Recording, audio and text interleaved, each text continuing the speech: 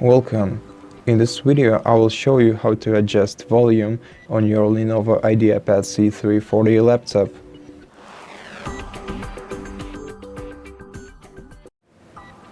So basically you have two ways of doing that. The first one will be pressing this speaker icon over here and then dragging this circle either to the left to decrease the volume or to the right to increase it.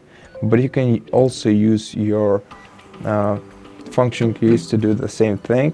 Let me just lift the laptop so you can see them.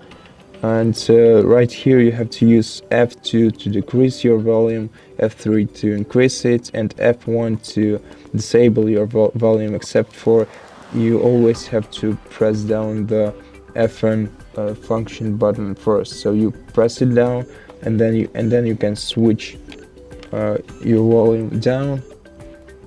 You can make it quieter, you can make it louder by pressing F2 and F3 respectively, and then F1 disables the sound. And that's basically it. So thank you for watching this video.